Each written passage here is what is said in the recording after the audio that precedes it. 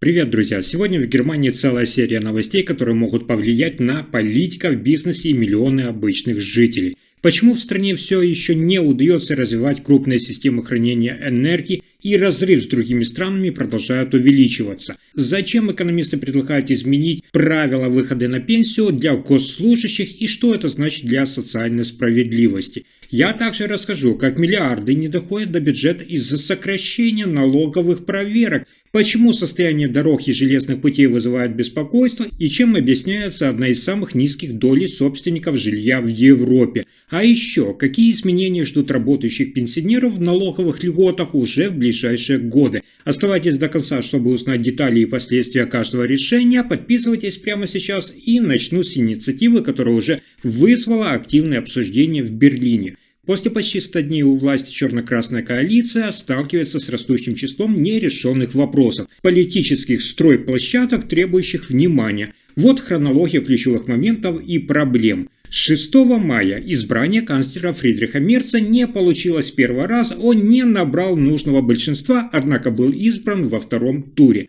11 мая министр труда Бербельбас предложила включить госслужащих и самозанятых в систему обязательного пенсионного страхования. Это предложение вызвало бурную реакцию со стороны Союза. 2 июня суд в Берлине признал незаконными массовые авансированные отказы во въезде. Власти, несмотря на это, продолжают действовать по старым правилам. 24 июня в плане бюджета исчезла ранее обещанная широкая льгота по снижению налога на электроэнергию. Теперь она сохранится лишь для энергоемкого производства.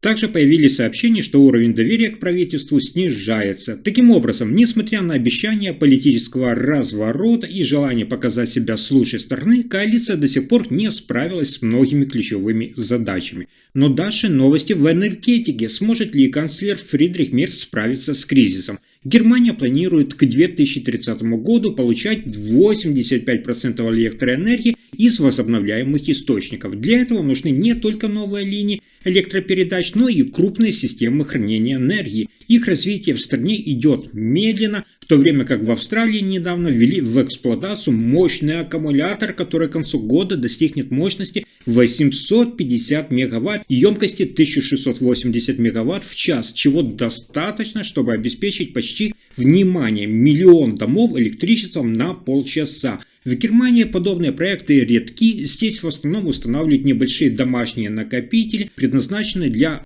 собственных нужд, а не для работы на рынке или в масштабах всей сети. Эксперты отмечают, что в других странах крупные аккумуляторы уже активно применяются для хранения энергии, получаемой в периоды пикового производства, тогда как в Германии этот процесс заметно отстает. А теперь новость о том, что в Германии поражают жители других стран. Внимание! В Германии лишь около 46-47% населения владеют собственным жильем, остальные арендуют или живут с родственниками. Это одна из самых низких долей в Европе. Особенно остро выражена ситуация в крупных городах. В Берлине, например, только около 17%, а в Гамбурге и Франкфурте чуть выше имеют собственное жилье. На селе жилищная собственность встречается, конечно же, чаще. Главная причина столь низкой доли – это исторический акцент на социальном жилье, строительстве и сильная поддержка аренды. Высокие расходы при покупке, налог на передачу недвижимости, сборы, расходы на оформление оказывают мощный барьер. Для приобретения жилья нужно иметь сумму, равную 10-12% от его стоимости. Кроме того, среди молодежи и молодых семей число владельцев еще ниже. Внимание! Всего около 10% до 34 лет имеют собственное жилье. Доход и образование играют здесь важную роль. Владельцем чаще становятся люди с высоким доходом или академическим образованием. При этом большинство таких объектов – это дома 78%, а не квартиры. Возникают также различия между мужчинами и женщинами. 41% мужчин владеет жильем, у женщин 37%. Дополнительно исследователи подчеркивают, что расширение доступа к собственному жилью способствовало бы созданию устойчивого дохода и укреплению социальной защищенности граждан. А дальше еще интереснее. Экономисты из Пестер-института предложили ввести различия в правилах выхода на пенсию для госслужащих и работников обычных профессий. По их мнению, госслужащие должны выходить на пенсию примерно на 5,5 лет позже. Причины в разной продолжительности жизни.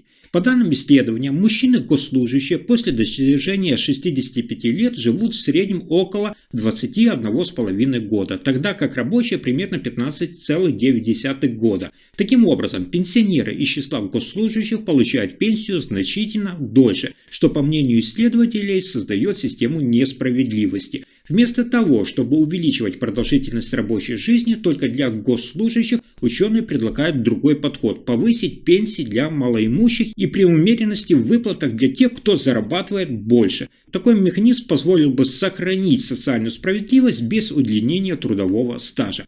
Идея вызвала широкий резонанс, представители профсоюзов в госсекторе резко выступили против, они считают, что предложение несправедливо ущемляет права госслужащих. Также критику высказали и работники, и политические представители, утверждая, что должно быть внимание не только к продолжительности жизни, но и к физическим и административным нагрузкам, с которыми сталкиваются госслужащие. И еще одна важная новость. Госбюджет Германии ежегодно недополучает миллиарды евро из-за сокращения числа сотрудников налоговых органов, проводящих проверки. За последнюю декаду количество налоговых инспекторов сократилось почти на 60%, и по всей стране их примерно 140 тысяч. Число специалистов, проводящих такие проверки, упало до чуть более 12 300, на 10% меньше, чем в 2015 году. И без того снижение проверок привело к уменьшению суммы доначисленных налогов. Раньше по итогам проверок собирали около 16 миллиардов евро, а в прошлом году, внимание, менее 11 миллиардов евро. В масштабах государства эта потеря дохода имеет, конечно же, важное значение. По данным, один инспектор приносит бюджету примерно по 1 миллиону евро в год. Это в разы превышает его зарплату и содержание службы. При этом среда малых предпринимателей проверяется крайне редко, а в некоторых случаях раз в 150 лет. Эксперты уверены, восполнение ресурсного дефицита можно было бы обеспечить усилением контрольной системы. Эксперты также считают, что увеличение числа проверяющих могло бы привести к заметному росту налоговых поступлений. Дальше новости инфраструктуры. В Германии существует серьезная проблема с созданием дорожной инфраструктуры. По данным Министерства транспорта, около, внимания, 33% федеральных дорог, что составляет примерно 13 600 километров, требуют капитального ремонта. Кроме того, около 19% автомагистралей, или это 11 тысяч километров, требуют вообще восстановления. На железнодорожных путях ситуация менее сложна. Около 17 300 километров рельсов и 1156 мостов нуждаются в ремонте. Эти данные были представлены Министерством транспорта в ответ на запрос депутата от партии левых Дитмара Барташа. С 2022 года количество поврежденных железнодорожных путей практически, кстати, не изменилось. В 2022 году, я напомню, их было 17 585 километров, а в 2023 году 17 636 километров, что составляет около 28-29% от общего объема железнодорожной сети. Количество мостов в наихудшем техническом состоянии также остается стабильным. Министерство транспорта отметило, что термин «требующий ремонта» может включать широкий спектр работ, от незначительных до полностью капитальных. В 2024 году были завершены работы по модернизации 212 мостовых сооружений на автомагистралях. Однако, несмотря на эти усилия, объем необходимых работ остается значительным, и состояние многих участков инфраструктуры не улучшается.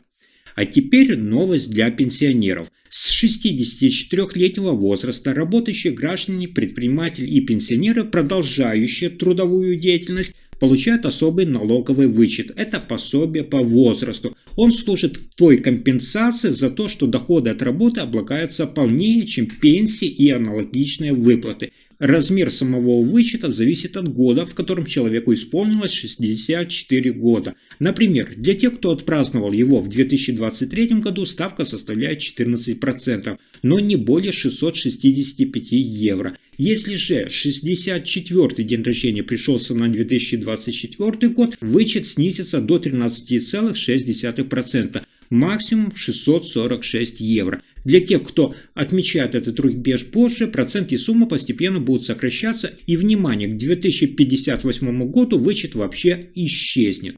Процесс максимально автоматизирован, налоговая учитывает вычет сама при подаче декларации или даже через список зарплаты. Ничего дополнительного оформлять не нужно. Следует отметить, что вычет распространяется на зарплату, доходы от аренды, фриланса или доходов от капитала, но не включает пенсии и пенсионные выплаты, которые уже имеют льготы по другим нормам. Если информация оказалась полезной, ставьте лайк, подписывайтесь на канал и делитесь видео. Спасибо за просмотр.